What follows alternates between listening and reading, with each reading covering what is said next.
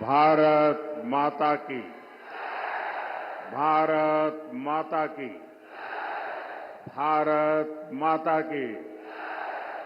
माझ्या प्रिय सोलापूरकरांना अतिशय मनापासून नमस्कार करतो। जय जय रामकृष्ण हरी। सोलापूरचे ग्रामदैवत श्री सिद्धेश्वराच्या चरणी मी नतमस्तक होतो। भगवान विठ्ठल और जगतगुरु बसवेश्वरा की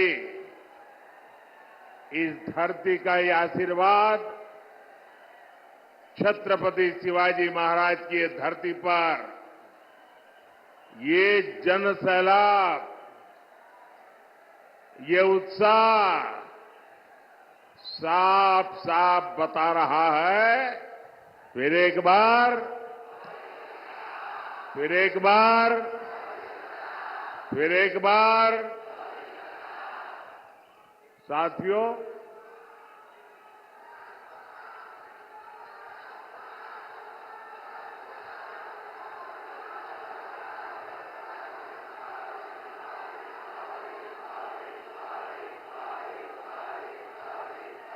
साथियों, ये सोलापुर का प्यार देखिए। ये 2024 में मैं दूसरी बार आपके पास आया, लेकिन साथियों, जब जनवरी में आया था तब कुछ लेकर के आया था। आपके हकों को पूरा करने के लिए आया था, कुछ देने के लिए आया था। लेकिन आज मैं आपसे कुछ मांगने के लिए आया हूं। और मांगने के लिए इसलिए आया हूं कि आगे मैं बहुत कुछ देना चाहता हूं। और मुझे धन दौलत नहीं चाहिए, मुझे यश कीर्ति नहीं चाहिए, मुझे आपके आशीर्वाद चाहिए। और मैं आपसे आशीर्वाद मांगने के लिए आया हूं। साथियों, इस चुनाव में आप अगले 5 वर्ष के लिए विकास की गारंटी को चुनेंगे। दूसरी ओर वो लोग हैं जिन्होंने 2014 से पहले देश को भ्रष्टाचार, आतंकवाद और कुशासन के गर्त में धकेल दिया था। अपने कलंकित इतिहास के बाद भी कांग्रेस फिर से देश की सत्ता हथियाने का सपना देख रही है। इन्हें अंदाजा ही नहीं कि पहले 2 चरण के चुनाव में ही इंडी अगाड़ी का डिब्बा गोल हो चुका है। भाइयों बहनों, एक और आपका ये सेवक मोदी सर झुका करके आपके पास आता रहता है। आपने 10 साल तक मोदी को परखा है, उसके एक एक कदम को देखा है, उसके एक एक शब्द को नापा है।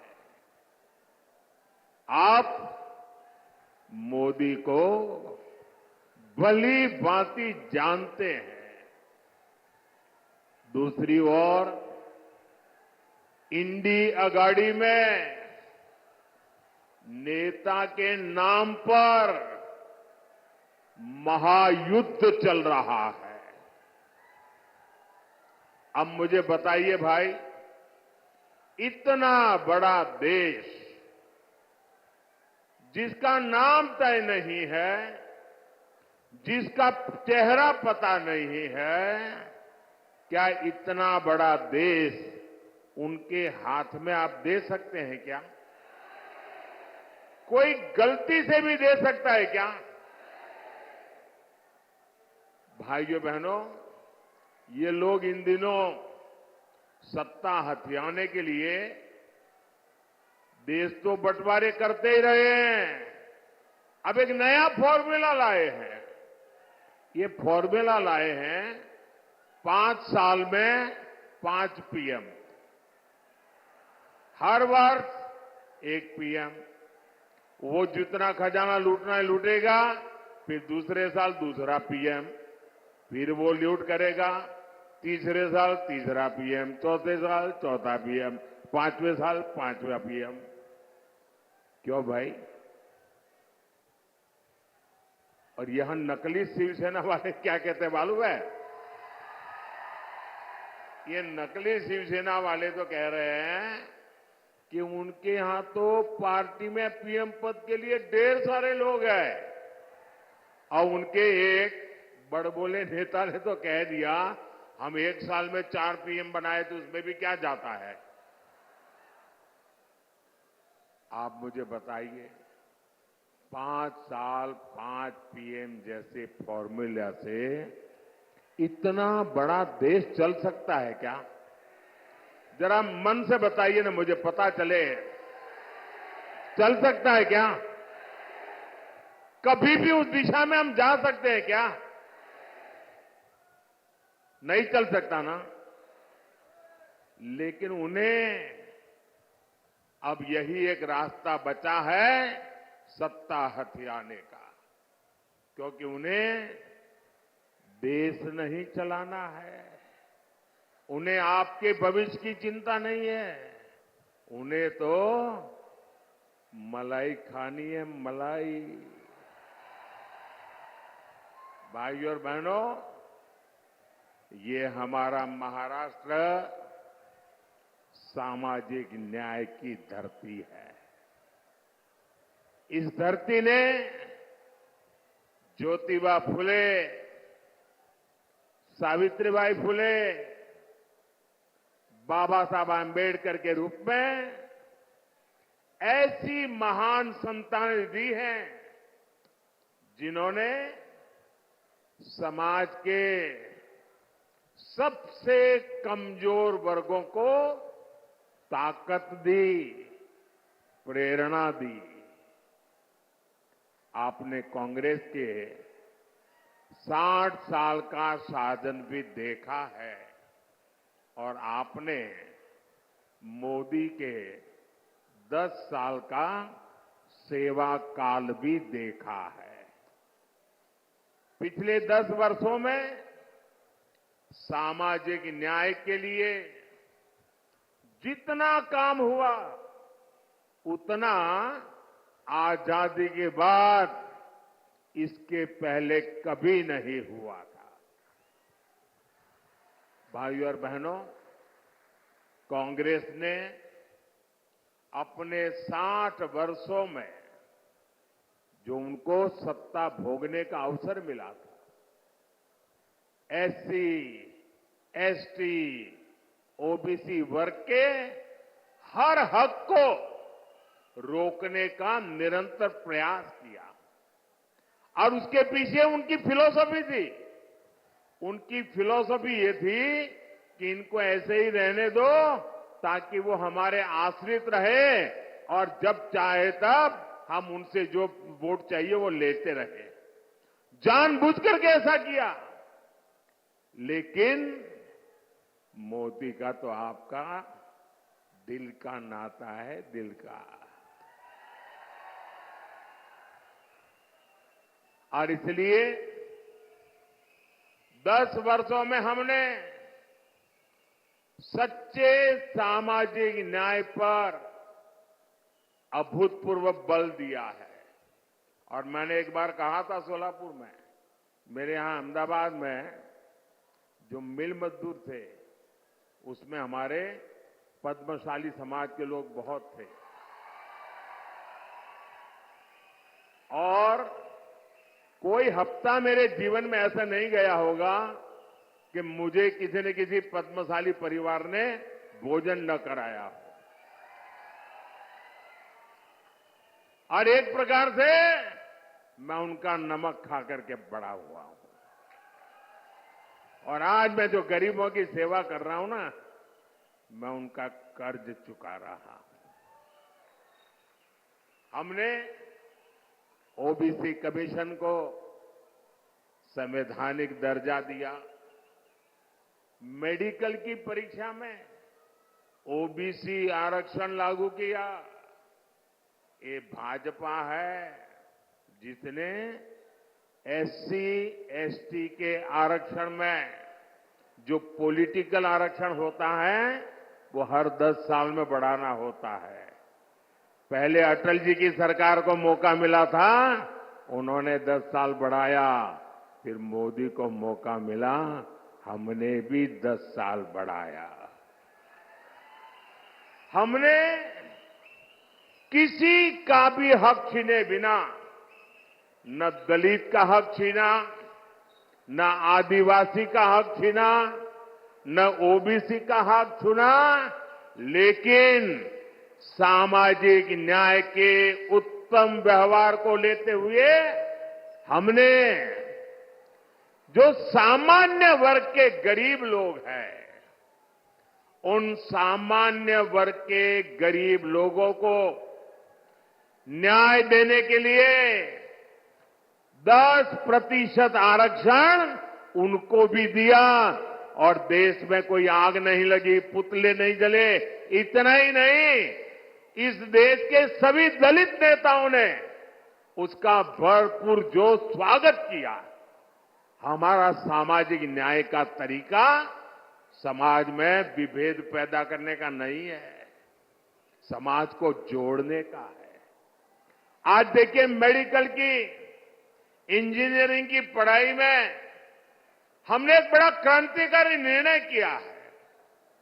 आज कुछ लोगों को वो जरा मजाक लगती होगी, लेकिन हमने तय किया है, मुझे अब गरीब मां का बेटा भी डॉक्टर बनाना है, गरीब मां की बेटी को भी डॉक्टर बनाना है, मुझे गरीब मां के संतानों को इंजीनियर, डॉक्टर, बड़ी बड़ी पदों पर ले जाना है।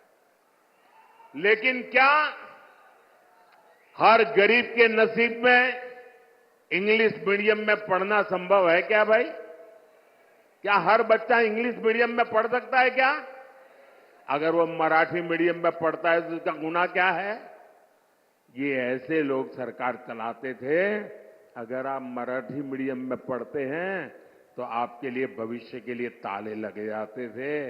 मोदी ने सामाजिक न्याय के लिए कह दिया, अब डॉक्टर बनना है तो भी मराठी भाषा में बन सकते हो, इंजीनियर बनना है तो भी मराठी भाषा में बनकर सकते हो, अंग्रेजी नहीं आएगी तो भी आप देश चला सकते हो। भाइयों बहनों, ये मोदी का सपना है। साथियों, कांग्रेस कभी नहीं चाहती थी कि देश में दलित, आदिवासी और ओबीसी लीडरशिप देश का नेतृत्व करे। ये वही कांग्रेस है जिसने डॉक्टर बाबा साहब आंबेडकर से लेकर के बाबू जगजीवन राम जी तक हर दलित नेता का अपमान किया। बाबा साहब को भारत रत्न भी तब मिला जब बीजेपी से सहयोग के केंद्र में कांग्रेस विरोधी सरकार चलती थी। भाजपा का हमेशा प्रयास रहा है कि एससी, एसटी, ओबीसी को ज्यादा से ज्यादा प्रतिनिधित्व मिले। 2014 में आपने प्रचंड बहुमत दिया तो एनडीए ने दलित के बेटे को देश का राष्ट्रपति बनाया। 2019 में जब आपने फिर से एक बार हमें प्रचंड जनादेश दिया तो हमने देश के इतिहास में पहली बार एक आदिवासी बेटी को भारत के राष्ट्रपति के रूप में आज प्रस्तावित किया। भाइयों बहनों, मुझे गर्व है, आजादी के बाद पहली बार हुआ है। आजादी के बाद पहली बार ये दशक ऐसा आया है कि आज विधायकों की संख्या देख लीजिए, सांसदों की संख्या देख लीजिए, पूरे देश में एमएलए हो, एमएलसी हो, एमपी हो, लोकसभा हो, राज्यसभा हो, एससी, एसटी, ओबीसी सबसे ज्यादा भाजपा के चुन करके आते हैं। आज केंद्रीय मंत्रिमंडल में 60%, 60% इन्हीं वर्गों से आए हुए लोग केंद्र के मंत्री हैं और देश को नई ऊंचाई पर ले जा रहे हैं। आज कांग्रेस और इंडी अगाड़ी वाले ओबीसी प्रतिनिधित्व के नाम पर झूठ फैला रहे हैं। असल में इन लोगों की खुद की सच्चाई देश के सामने आ गई है और इससे ये बौखलाए हुए हैं, परेशानी हो रही है। आपने देखा होगा पूरे चुनाव में कि इंडी अगाड़ी के जितने लोग हैं उनके भाषण का मुद्दा क्या है? देश का कोई मुद्दा है? सिर्फ और सिर्फ मोदी को रोज नई गाली देना। पूरी डिक्शनरी उन्होंने खोल के रख दी है। नई नई गालियां रोज निकालते रहते। अरे भाई कुछ देश के लिए तो बोलो। नहीं, उसके पास विजन नहीं जी। हमारे पास विजन भी है और ये जीवन भी है विजन के लिए खपाने के लिए। साथियों, दशकों तक कांग्रेस ने एससी, एसटी, ओबीसी के साथ जिस तरह से विश्वासघात किया उससे ये सभी कांग्रेस और इंडी अगाड़ी से पूरी तरह छिटक चुके हैं। इस वजह से कांग्रेस और इंडी अगाड़ी वाले बुरी तरह बौखला गए हैं। इसलिए लोग लगातार झूठ फैला रहे हैं। संविधान बदल देंगे, आरक्षण खत्म कर देंगे। मैं पहले ही कह चुका हूं कि अगर आज खुद बाबा साहब आंबेडकर चाहे तो बाबा साहब आंबेडकर भी आरक्षण खत्म नहीं कर सकते हैं। मोदी का तो सवाल ही नहीं उठता है। और अगर हमारी सरकार की नीयत उसमें कहीं पर भी खोट होती, मेरा 5 साल का रिकॉर्ड देख लीजिए, 5 साल में भी 2019 से 2024 आज भी मोदी के पास जितने वोट चाहिए है, लेकिन ये रास्ता हमें मंजूर नहीं है। सैकड़ों सालों के साथ जिनको अन्याय हुआ, हमारे पूर्वजों ने पाप किए होंगे, मेरे लिए ये प्रायश्चित का अवसर है और इसलिए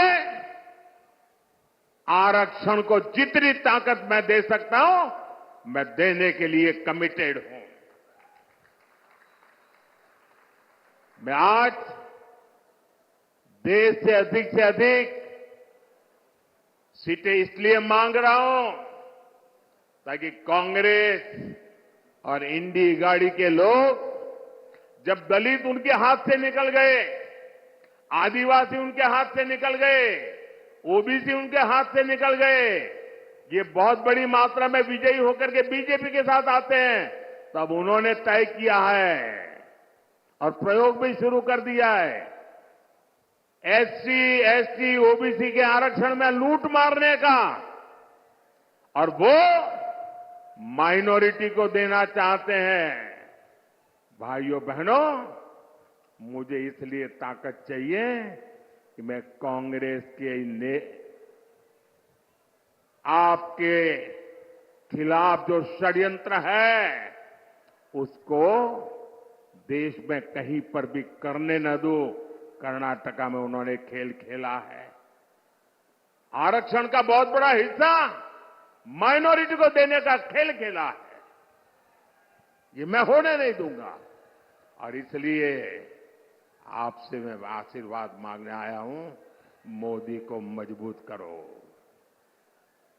साथियों, कांग्रेस के 60 वर्षों के राज में देश में सबसे ज्यादा एससी, एसटी, ओबीसी परिवार ही, उन्हीं के सबसे ज्यादा हाल खराब रहे। आप अपने गांव में देख लीजिए, अगर गांव के बाहर झुपड़ी में रहना पड़ता है, कौन है? हमारे एससी समाज के लोग हैं। मुसीबत में जीना पड़ता है, कौन है? हमारे एसटी समाज के हैं। तकलीफों में जीना पड़ता है, कौन है? हमारे ओबीसी समाज के लोग हैं। मोदी ने इन परिवारों को ही अपनी प्राथमिकता बनाया। 10 वर्षों में गरीब कल्याण की जितनी भी योजनाएं हमने बनाई, हमारी योजना सबके लिए है, बिना भेदभाव के हैं, समाज के हर वर्ग के लिए है। और स्वाभाविक है, जो लोग 50-60 साल से पिछड़े हुए थे, उनको उसका लाभ पहले मिल रहा है। और हम तो मानते हैं, इस देश की संपत्ति का पहला अधिकार उन लोगों का है जो पंक्ति में आखिर में बैठे हुए।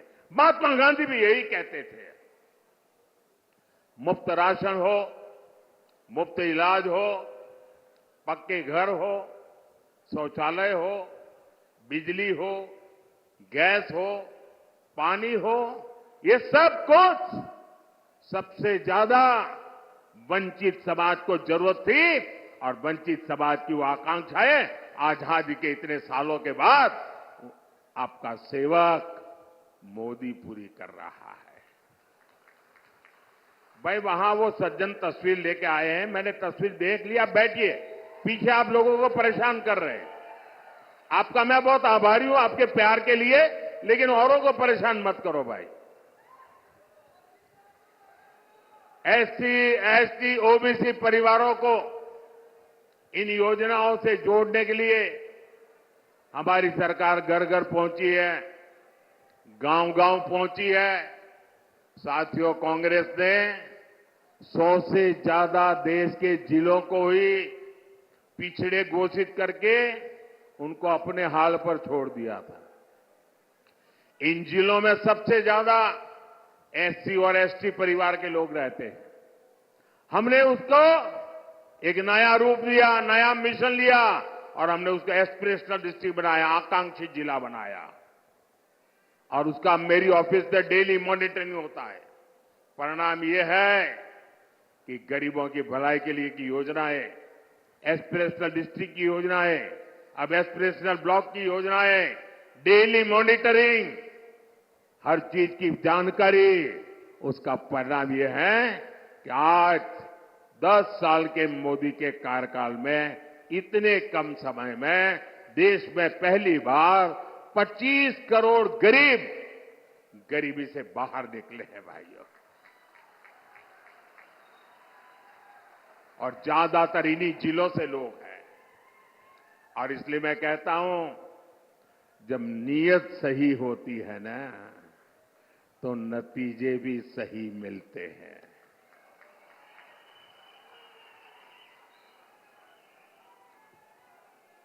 साथियों, भाजपा का सामाजिक न्याय का एक और उदाहरण वाइब्रेंट विलेज प्रोग्राम भी है।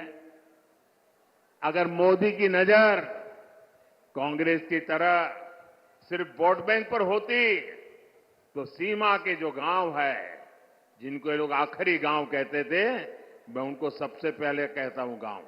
दुनिया के किसी को देश को एंट्री होना है ना, सूरज की पहली किरण भी वहीं आती है जी। और सूरज डूबता है तो आखिरी किरण भी वहीं से आती है। गांव के लिए वाइब्रेंट विलेज प्रोग्राम क्यों चलता है? वहां तो वोटर ही नहीं है, इन्हें वोटर है। लेकिन मेरे लिए वोटर मायने बाद में रखता है, पहले वो मेरे देश का नागरिक है। मेरे देश का 140 करोड़ नागरिक में से एक है वो मेरी सीमा का प्रहरी है। अगर मोदी की नजर कांग्रेस की तरफ सिर्फ वोट बैंक पर होती तो 24,000 करोड़ रुपए की पीएम जनमन योजना बना करके आदिवासियों में भी जो सबसे पिछड़ी जनजातियां हैं उनके लिए अलग से योजना न बनाता और उनके कल्याण के लिए काम न करता। ये वोटर ज्यादा नहीं है, संख्या कम है, लेकिन मेरे देश के आखिरी व्यक्ति को भी मैं मजबूत बनाना चाहता हूं। हमने विश्वकर्मा योजना लाई। जिनके हाथों में सामर्थ्य है, जिनकी उंगलियों में सामर्थ्य है, ऐसे देश में लाखों लोग हैं। ऐसे मेरे विश्वकर्मा साथी एससी समाज में, एसटी समाज में, ज्यादातर ओबीसी समाज है। 60 साल में कांग्रेस ने कभी पूछा नहीं। मोदी ने पहली बार इन साथियों के लिए 13,000 करोड़ रुपए की पीएम विश्वकर्मा योजना बनाई है। भाइयों और बहनों, गरीब कल्याण की इन योजनाओं का सबसे अधिक लाभ एससी, एसटी, ओबीसी परिवार की हमारी माताओं बहनों को हुआ है।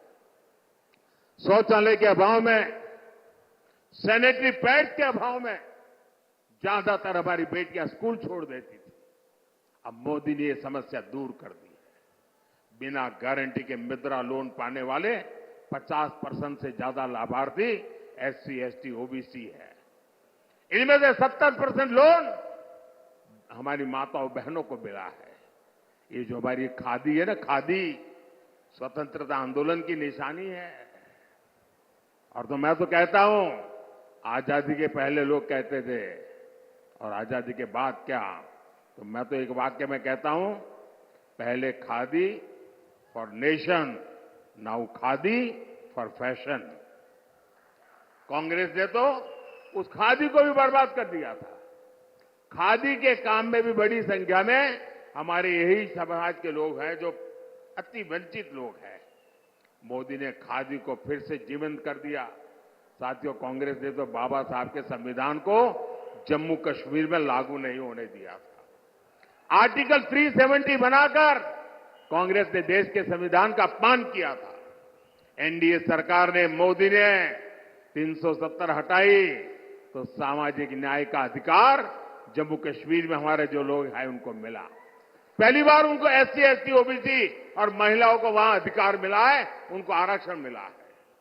भाइयों बहनों, ये है सामाजिक न्याय का मोदी का ट्रैक रिकॉर्ड। इसलिए पूरी इंडिया गाड़ी बौखलाई हुई है। साथियों, सामाजिक न्याय का एक और तरीका आधुनिक इंफ्रास्ट्रक्चर का निर्माण भी है। कांग्रेस ने बरसों तक गांवों और शहरों में खाई बनाकर रखी, कुछ ही शहरों के विकास पर फोकस किया। एनडीए सरकार देश के हर कोने के विकास के लेकर प्रतिबद्ध है। एक क्षेत्र पंढरपुर यात्रा से जुड़े श्रद्धालुओं का तीर्थ है। यहां तो तुलजा भवानी ने छत्रपति शिवाजी महाराज को अपना आशीर्वाद दिया था। 10 साल में हमने पंढरपुर की रेलवे कनेक्टिविटी के लिए सैकड़ों करोड़ रुपए खर्च किए। पुणे फलटण रेल मार्ग जो 23 साल से अटका पड़ा था, हमने उसको पूरा कराया। हमने सोलापुर हैदराबाद, सोलापुर सांगली, सोलापुर बीजापुर ऐसे कई महामार्ग के काम शुरू किया। सोलापुर को तो महाराष्ट्र की पहली वंदे भारत ट्रेन भी मिली है। शक्तिपीठ महामार्ग से समुद्री महामार्ग जैसे हाईटेक सड़कों के काम भी हो रहे हैं। इन विकास कार्यों के कारण इस क्षेत्र में श्रद्धालुओं की संख्या में 4 गुना की बढ़ोतरी हुई है। अब हमारे वारकरी भाई बहनों के अलावा दूसरे राज्यों से भी बड़ी संख्या में श्रद्धालु आ रहे हैं। यहां युवाओं के लिए आस्था और पर्यटन से जुड़े नए अवसर बन रहे हैं। साथियों, आज महाराष्ट्र में एकनाथ शिंदे जी, देवेंद्र फडणवीस जी और अजित पवार जी की सरकार आपके लिए दिन रात मेहनत कर रही है। मेरा अनुरोध है, 7 मई को आप मेरे नौजवान साथी राम सतपुते जी को भारी संख्या में वोट दे। राम सतपुते जी सोलापुर के विकास के लिए एक मजबूत कड़ी बनकर के काम करेंगे। और जब आप कमल पे निशान पर बटन दबाओगे ना, तो आपका वोट सीधा सीधा मोदी को मिलेगा। तो ज्यादा से ज्यादा मतदान कराओगे, हर पोलिंग बूथ जीतोगे, पुराने सारे रिकॉर्ड तोड़ोगे, जब मेरा एक और काम करोगे, यहां से अपने परिचितों को जाकर के मिलना, उनके घर जाना, उनको कहिएगा कि मोदी जी सोलापुर आए थे, आपको प्रणाम भेजा है। मेरे प्रणाम पहुंचा देंगे। मेरे साथ बोलिए भारत माता की, भारत माता की जय श्री राम, जय श्री राम।